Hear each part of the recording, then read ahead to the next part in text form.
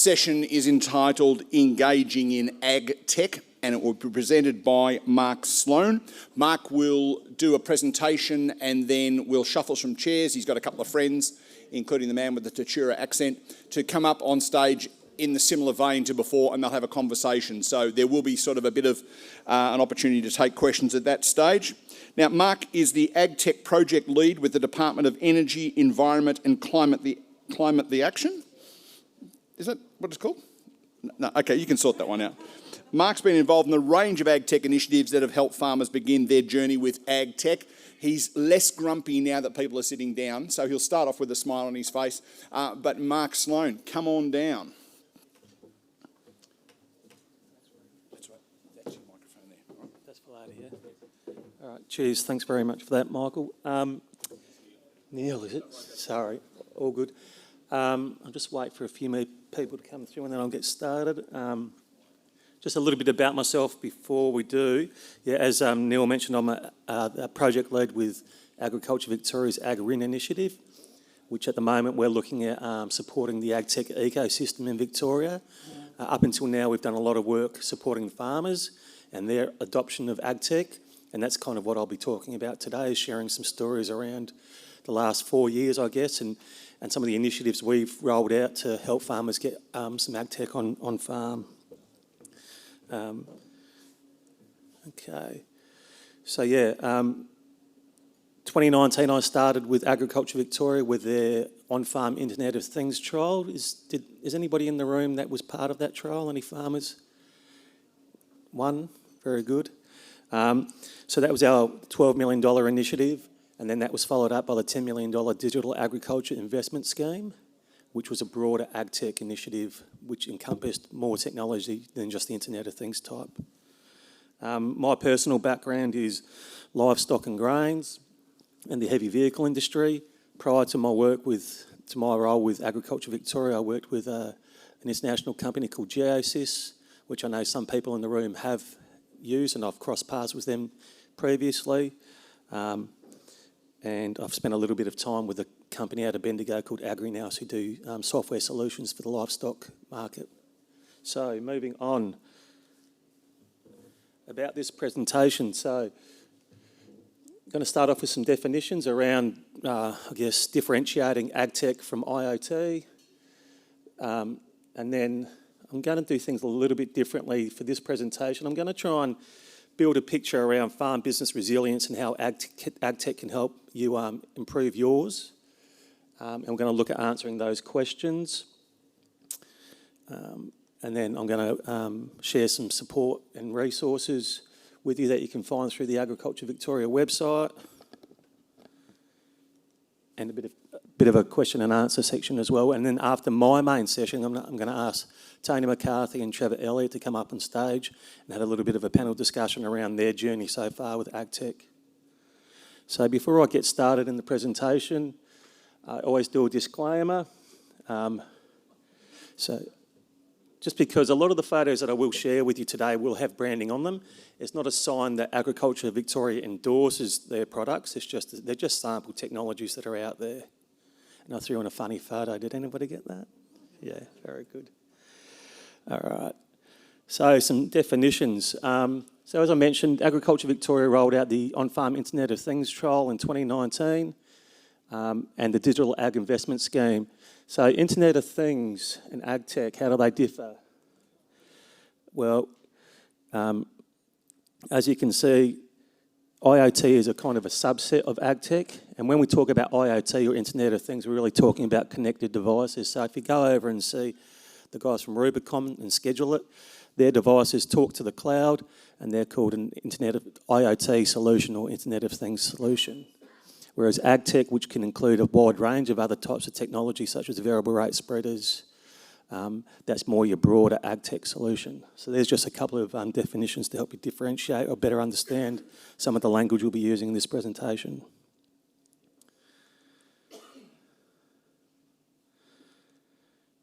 So building farm business resilience using Agtech. First of all, we'll start off with another definition. Recently, Agriculture Victoria has done a whole heap of work around farm business resilience, and pretty much in very simple terms, it just relates to the ability for farming operations to overcome adverse events. And there's 4 main ways that Agtech can help you build your farm business resilience. And they include reducing costs and saving time, working remotely, automating routine, mundane and time-consuming tasks, and collecting actionable data. So they're the 4 main categories that I think Agtech can play a role in when trying to improve your farm business resilience. So the first one, reducing costs and saving time. That farmer there is Dave Lawson. He was in round 1 of our Internet of Things trial. He's based in the Loddon Shire, just north of Bridgewater. Dave has a small property it's only got about 4 or 5 irrigation bays. He does a lot of work for other farmers in the area, but he does run his own livestock operation as well. And there he's got a Padman Stops auto winch and a Padman Stops water presence sensor. The idea being that he can automate the winch to open and close remotely. So yeah, you will see some overlap between some of these headings. So this product was really well adopted in both rounds of the Internet of Things trial because of that ability to save farmers time getting up through the night to do their irrigating. They can just schedule it using their mobile phone app. Dave had a closed loop solution. So some farmers would just get the auto winch and set it for a particular amount of time. And I know I did hear from some farmers in the Loddon Shire that when they do their irrigating, they measure how long they leave it open for by the amount of cans they can drink. But Dave does it a bit more scientifically. And yeah, so with his closed loop solution, he'll have the water presence sensor down one end of the bay, and as soon as the water reaches that sensor, it will send a signal to close the pipe and riser automated auto winch. And as I said, yeah, Dave can control this with a mobile app. And it's a LoRa type signal. So LoRa means a long-range, low-power network. And I'll talk about different types of connectivity through the presentation as well. I think we've got a video coming up here. Hopefully it plays automatically. Click it again. Okay, before I do that, this was Wilco and Sandra from Sale. They were part of our trial down there in the Gippsland region. And they've got some really good both Agtech and Energy Tech installed on their farm. And they'll talk about both of those in this video.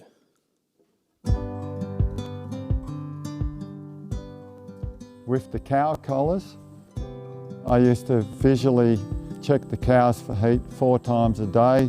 We now use a phone app, which I just look at in the morning when I get up, and we put these cows into draft, and it does it automatically rather than manually drafting the cows. Because this is quite a large farm and things are not centralised in one point, it used to be quite a lot of driving between bores and pivots to turn things on and off, which took us a lot of time during the day. Things have changed. We control the pivots through the phone, and they're also, with the new smart boxes, they're aligned with the alternate energy, so we can start the pivots and stop the pivots according to how much alternate energy we've got. I haven't thought about what the collars might be saving us in sort of dollar terms, but the benefits are things like, so saving our time, using the reporting features, knowing if cows are not in calf, so being able to preg test those, and maybe some of the cows are just not active when they're on heat.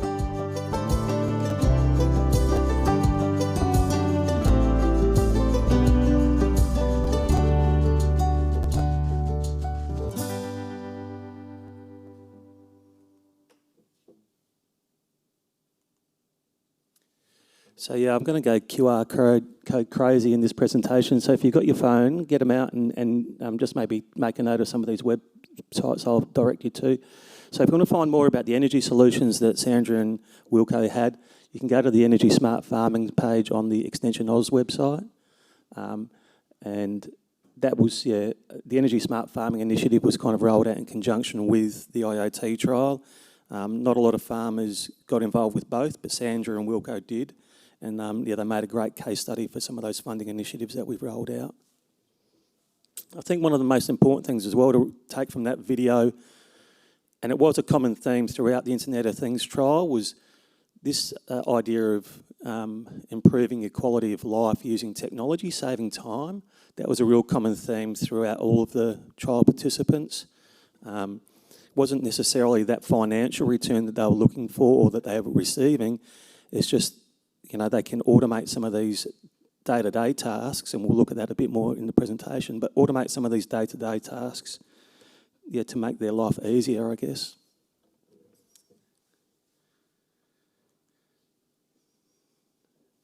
So one of the other themes I guess I'm going to look at in terms of business resilience is this idea of working remotely, and this can help you, I guess, when you want to go away for a couple of weeks down to the coast or you want to go up to Queensland. One of the things that can help you with your peace of mind while you're away from the farm could be some security solutions that we see in the photo on the screen now. Can anybody tell me what the photo on the left is? Anybody got any ideas what that might be? No? So that's actually a solution by a Bendigo company called Agtech, and what it is, it's like a medium-sized can of dog food with an electromagnetic sensor in there, and you open up your farm gate and it registers that your gate's been open and it sends a text message to your mobile phone. So 2 benefits, one intended, one unintended. The intended benefit is, when somebody's coming on your property and they shouldn't be there, which is, I guess, a really good thing to know these days, especially in that Loddon Shire region where, I guess, over the last 2 or 3 years there's been a real increase in stock theft. One of the other unintended benefits, though, that I was hearing from the farmers is they knew when a truck was coming and they needed to load it out. They knew when the truck driver had arrived because they got a text message, they could go out and meet them. So that's a great bit of technology. I don't think any other company in Australia does similar technology to that. And the one on the right is a solar-powered security camera. Both of these were at Andy Marr's place. He no longer owns that property, but that was in the Loddon Shire trial as well.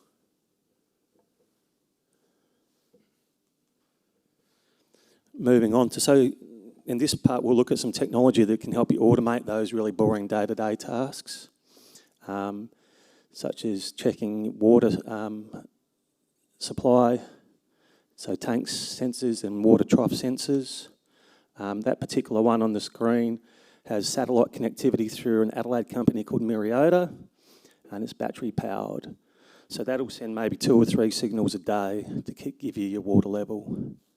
It's not continuous, because that's kind of the way up you have with these remote devices, is they can't be sending data continually because the batteries aren't up to it. They've only got to ping a signal every 2 or 3, 4 or 5 hours, and that's kind of, how those IoT devices work, and that's why there's so many different types of connectivity with IoT devices, because it's not like a mobile phone where we're continually sending data. Your battery goes flat very quickly, you've got to recharge it. If you've got these devices out in the field, you're not going to go and recharge them or change the batteries every day. These are, depending on their use case, they can last 12, 18 months, 24 months before you have to change the batteries.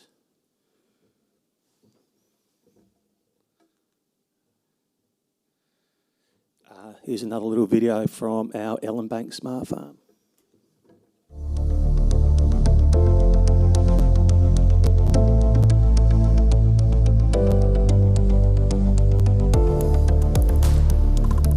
The stock water supply on the farm is remotely monitored.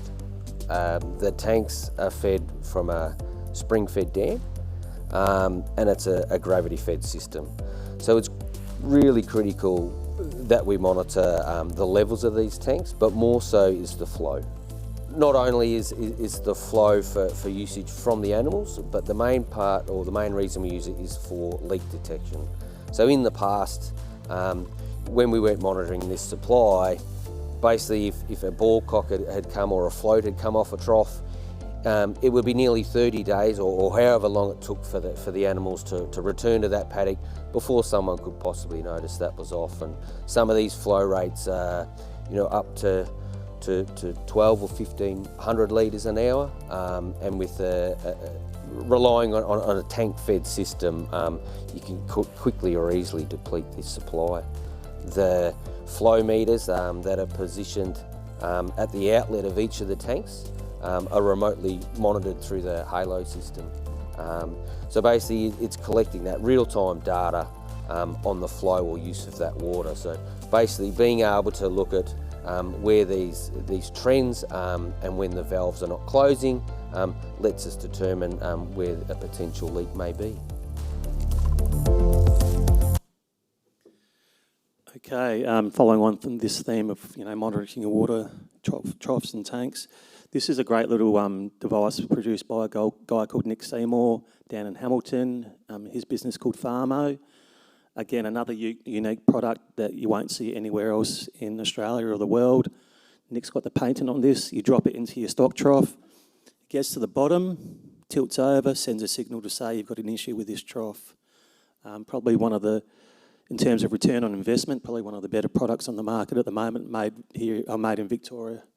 Again, that's communicating through NB-IoT, which is like a very pared down mobile phone signal, SIM card, battery powered as well. And the beauty of this is, against some of the other stock trough monitoring solutions, you can just pick this up and take it and drop it to another trough. You don't have to get your tech screw out and put in some other fixed hardware. I better keep rolling. Swarm Robotics out of Queensland, they're getting a lot of traction now, not so much down here in Victoria, but up in Queensland. I know they're very popular with their autonomous vehicles for spraying applications. I'm not sure about seeding, but I know they've become really popular and getting lots of overseas investment as well, as is a lot of autonomous or robotics type solutions in the Agtech space. So the last kind of area that can help you improve your farm business resilience is this idea of collecting actionable data. We had a look at one of these NDVI maps earlier on in one of the other presentations. NDVIs aren't new. I'm not sure that they've really gained widespread adoption for one reason or another. I don't think your elders and your nutrients or landmarks were ever big fans of them because they always took away from the amount of chemical that you could sell. But they do have their place, especially when you come to your variable rate applications. And that's a simulator from a Breedle variable rate spreader, which was really, we sold, a couple of those were purchased through the Digital Ag Investment Scheme. Very expensive, but good pieces of kit if you've got the need.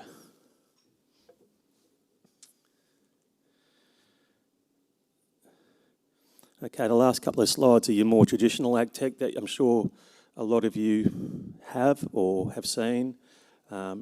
Soil moisture probes. This one on the screen now has a LoRa connection, so that little, on the right-hand side, on the star picker, that's a blue node by a company called LX out of Sydney. Battery powered, sends a LoRa signal, and I think you'd probably get 18 months or 2 years out of a battery in one of those easy. And back to Dave Lawson's property, that's his weather station.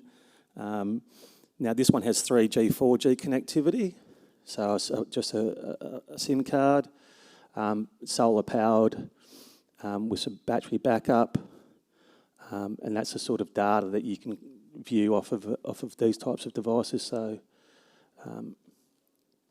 On top of that, another important piece of technology that was really popular in the Internet of Things trial was the inversion towers, especially in those broadacre cropping areas out in the Birchip Way, which was part of the Internet of Things trial as well. That's the actual dashboard that goes along with a METOS weather station. So a lot of these technology providers will provide a dashboard that you'll view your data on a PC as well as mobile apps. Gives you that flexibility to investigate your data while you're out in the field. I'm getting close to the end of my time, but just in terms of support and resources, there's a map of the Australian Agtech ecosystem. I think that's even from 2018.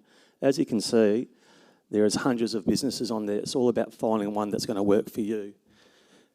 And that's where Agtech Finder may come in handy. This helps you drill down on your farming operation, the pain points, whether it's water, stock management, and then helps you find solutions, categorises solutions. So that's quite a good website to use if you've got some technology, or if you're thinking you might need some technology to solve a particular problem. Agriculture Victoria also created 6 online e-learn modules that will help you kind of find out more about the language that's used around Agtech, types of connectivity, data, dashboards, range of different types of areas to help you on that Agtech journey. Also some podcasts. If you prefer to listen to those, we created 7 podcasts midway through last year with a range of people involved in the Victorian Agtech ecosystem. They're also worth a listen to. You can get these QR codes from the booklets as well, I believe. Just to finish up, does anybody know what that's a photo of? Starlink, yeah. Has anybody actually seen that in real life? It's pretty amazing, isn't it? So we've got Starlink at my house after messing around with Sky Muster, trying to do 4G from about 15 k's from the tower, and we haven't looked back, and it's been one of the best investments we've made. Back to this point that Chris made as well about choosing technology and networking. One of the most important things we found through the Internet of Things trial was word of mouth. So in round 1 of the trial, pre-COVID, across 4 trial regions, we struggled to get 120 applicants. Round 2 of the trial, we couldn't do any promotion, no face-to-face. We had an extra 230 apply for round 2, and that was all word of mouth. So there's nothing beats word of mouth when it comes to technology. Sure, you might go to a few field days and look at different types of technology, ask the questions around connectivity types, around data costs, around who owns your data, around ongoing subscriptions. But word of mouth is king. And sometimes the technology providers, I'm not saying that these two here don't understand that, but sometimes a lot of the technology providers out there think that they can do some nice Facebook ads and become the next Google. That's never going to happen in the agtech space. Agriculture's not like that. But word of mouth is one of the most important things, one of the most important drivers of adoption of agtech. And this QR code has a great little video, a great little article on the ABC website about a farmer who strapped on a Starlink to his cedar. So I'm sure some of you have seen that as well. And that's about it from me. I've got a bit of time now for questions before we bring up Tony and Trevor. Is there any questions? No? Should we bring Tony and Trevor up then? If they could come up to the stage, thanks.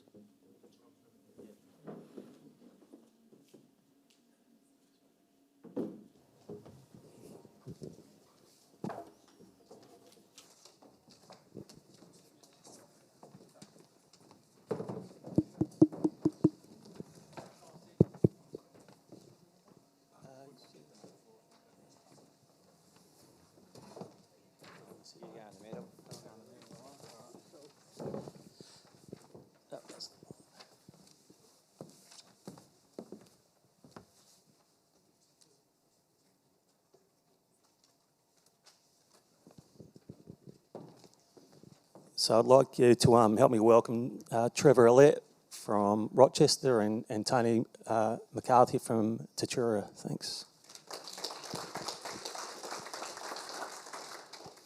So just following on from that theme of agtech, Tony and Trevor have both been active users of on-farm technology, and I guess this session is just all about drawing out some of their experiences and getting them to share some of the things that they've found have worked and haven't worked so far with their on-farm technology.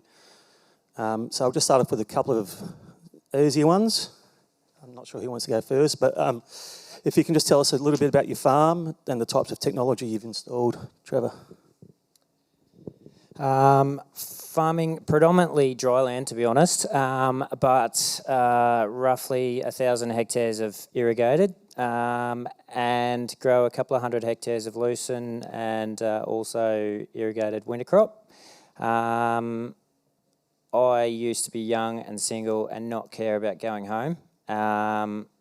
Spent not sure how many nights sleeping in a ute waiting on water.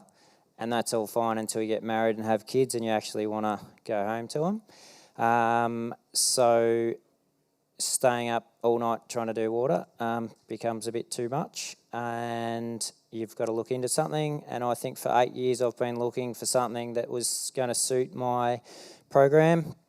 It's not cheap. You go and put a system in that's not movable, and if you go and grow a winter crop and only use it for 2 irrigation or maybe 3 a season, just to me doesn't add up. So I wanted something that was portable. Initially I wanted something that was as basic as a timer, but without feedback you don't know whether it's if it's opened or not.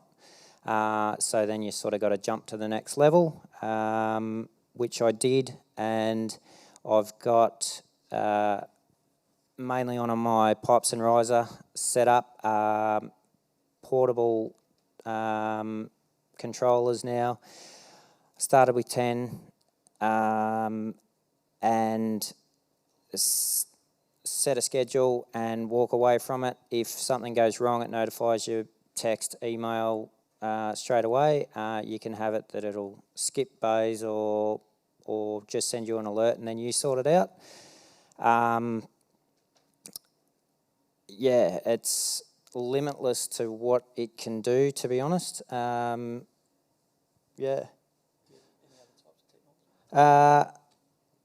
Very basic weather stations, like you said, word of mouth. My wife bought me a Davis weather station for my birthday, and there is now 10 other Davis weather stations within 10 k's of our place because everyone got on the Davis app and found ours, and then someone else would put one in, and everyone having one spread around the district. It's amazing the difference in rainfall. In the morning, we're in a Snapchat group. Someone will be saying, "Are you pissing in the gauge?" Because someone's had 30 mil and the next one's had 15, and by the afternoon, they'll have all had 40. It's also good for spraying and stuff. You've got wind we're spread out over probably 30 kilometres from our base. With everyone else going and putting a weather station in, that's pretty handy for me, and also ours is handy for some of my neighbours. Everyone seems to have land everywhere now. So yeah, if you try and invest in something, if you can get on board with ask around, see if someone's got something, and if it works, go with it, because yeah, if you've all got the same system, you can bounce off one another and get a lot of information out, whereas if you've only got one, yeah, you can go on to 4 different apps to check the weather and 4 different stations, but if it's all there on one screen, you'll actually use it, whereas if you've got to search around and spend 10 minutes on your phone to just find out what the wind is in some different places to see where you want to spray or do whatever, you just don't use it, I don't think. So, great. Yeah, thanks very much, Trevor. Tony, can you give us a little bit of an overview of your farm and the type of technology you have installed? Yeah, thanks, Mark. As Mark, our DMC, identified, I do have an accent, but hopefully you'll understand me. I'll try to speak slowly.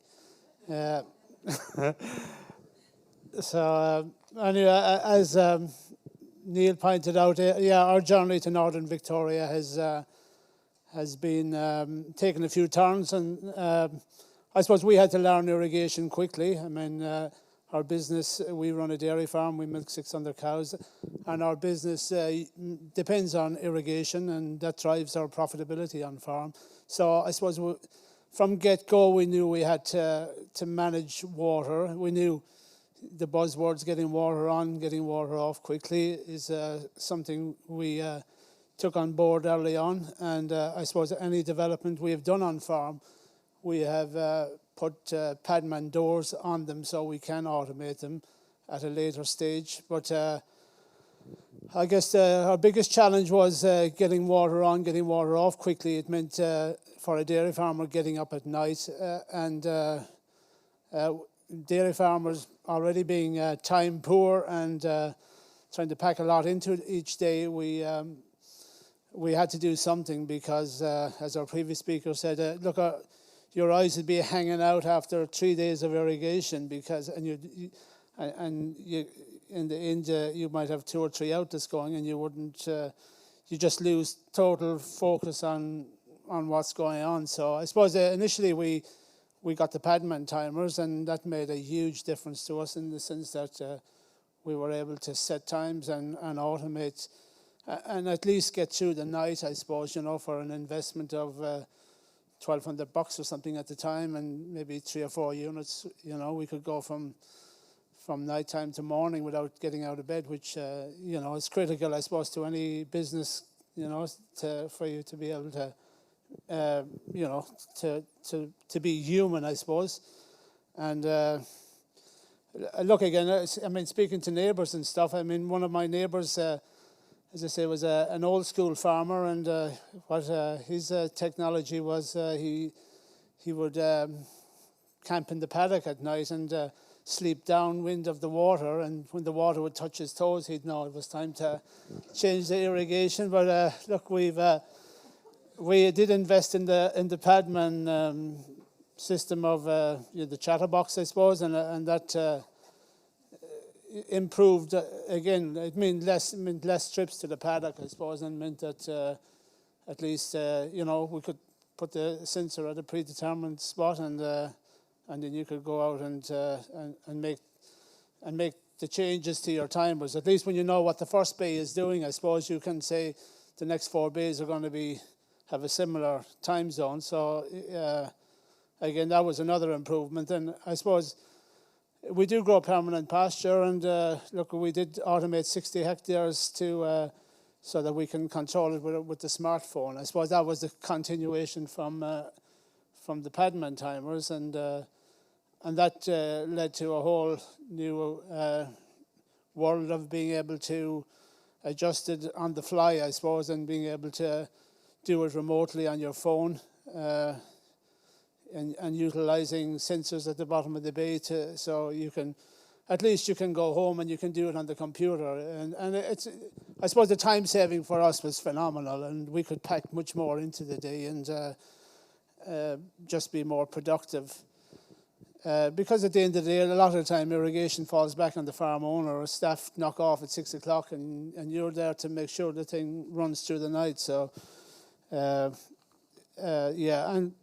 I suppose recently we've, look, we grow corn, and we have invested in a pivot, I suppose, because, our dairy farm requires probably 3,500 dry ton a year of feed. So we gotta grow this feed, and look, corn helps our business. So look, I suppose we had a block 3 kilometres from our own farm. So we,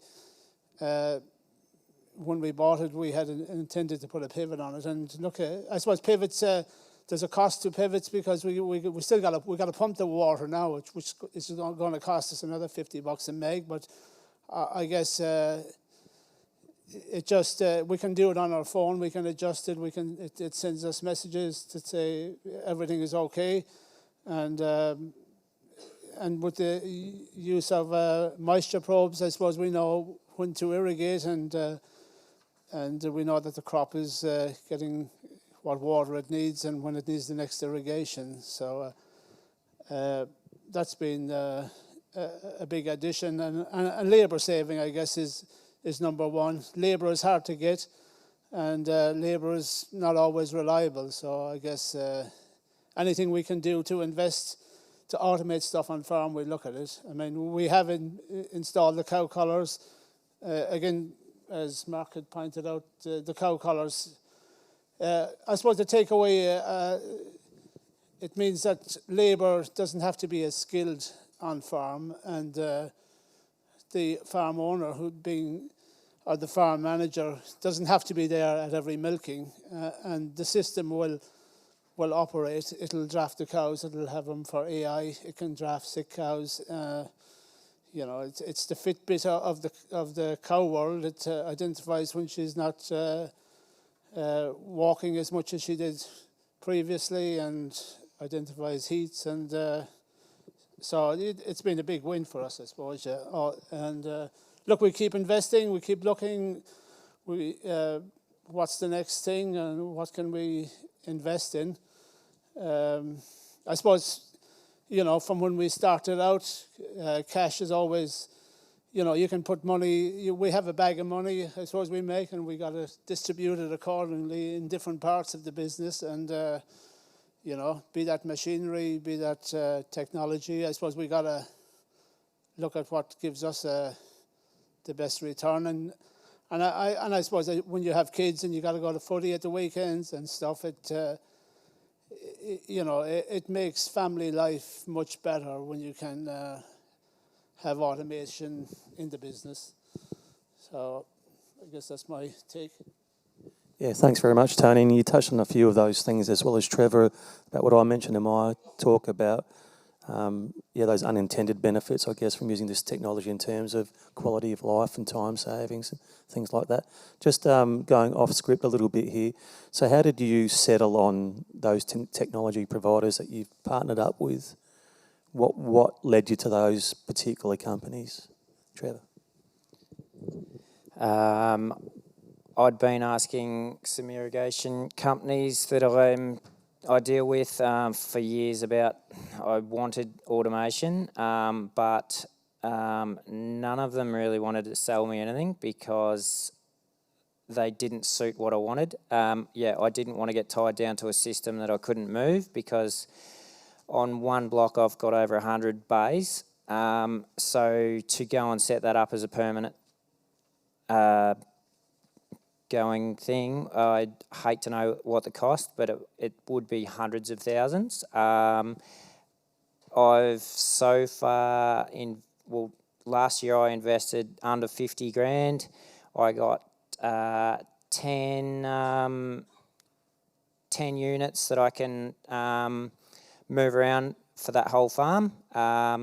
Most of my bays are anywhere between 10 and 8 hour bays. So depending on what the block is as to how far through it'd get me, but 10 at 2 hours is obviously 20 hours. That's the bare minimum bays that I'll get, but I was trying to get through 24 hours, and if you only have to go to your water once a day and check that it's right, that's a big win in my opinion, instead of sitting there all night. 6 hour bays aren't too bad, but 2 hour bays aren't much fun at all. Stumbled across, someone contacted me, and they brought their product to me, and I had a look. There's one thing with controlling an outlet, then you've got to have the software behind the scenes to control that. It's a company that's been doing it for 40 years in industrial type things. Flood irrigation is probably pretty basic for them, but they've almost not started from scratch, but they've started with a pretty basic program, and they've been very willing to listen and learn and adapt a program to suit what I want, and they haven't stopped yet. He actually rang me again today. With the most recent upgrades to it. I've probably been lucky that I've stumbled across them. Their ongoing fees are quite reasonable per year. Some got out of hand that I'd been looking at. They started that they would initially control as many units as you wanted, and then they cut it back, and then they cut it back again.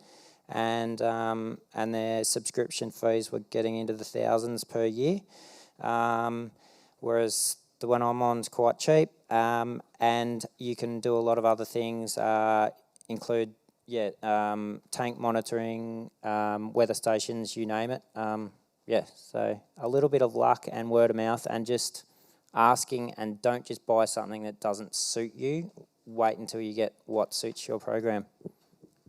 Yeah, thanks very much, Trevor. I know that we're running close to out of time. Is there any questions that you'd like to ask either Tony or Trevor down the front? Yeah. Nick Darrell, I was just wondering, with both of you setting up new technology, how do you go about that? Is it just a matter of getting someone in to set it all up and then they hand you the phone and you press a button, or are you heavily involved in the process setting up the technology? How do you find that, or do you have to invest a lot of time? They initially came out, set the units up, ran through a irrigation schedule with me, showed you how to set one up. It's quite easy. Within an hour, had my head around it, went home, set up some other schedules for different blocks. I do have a map with all my paddocks with bay sizes and stuff, and I did my own spreadsheet actually that is area rate per meg per hectare, sort of half, 3/4 a meg or whatever, and then I virtually just say, righto, well I've just cut loose and it's pretty dry, it's going to take a meg a hectare, and then I've actually got schedules set up for a certain block for certain rises, and I press go and start time at whatever start time, and it does it all for me. Turns the bore on. I've got a system. A lot of farmers I've heard, they had issues with them opening and closing under pressure, close to the bore versus far away. My system actually controls the bore 5 minutes before it's going to do a change. It slows the bore down to the minimum that the bore will run at. It changes, opens the next one, closes the first one. 5 minutes after that, it ramps it back up to full speed, which drops the pressure dramatically, and I don't have any issues with them not opening or closing properly. It's been a game changer, I think. Tony, did you have something else to share on that? Yeah. I guess pretty much the same. Once you set up your farm, I suppose, and number your bays and know where channel stops are, and it becomes easy enough to run the schedule. I suppose within an hour you could be pretty proficient on what has to happen. And look, I suppose a lot of it can be done through remote access of your computer, and they can talk you through issues if you are having issues. Yeah, thanks, Tony. Just on that, just one of our findings, well, not a finding from the Internet of Things trial, but one of the things we advised all of our farmers to discuss with the technology providers was that installation process and this after-sale support. That's another really important factor you need to consider. And again, that's where word of mouth can come in. I won't say any more about that, I think. Is there any other quick questions before we finish? Mark, we're really short on time. Okay, cool. Yeah, so if you've got a question for Mark, maybe an email to one of these guys, or catch them as they're on their way at the door at 5. We do have another presentation to get to. Sorry. Mark and Tony and Trevor, thanks, folks.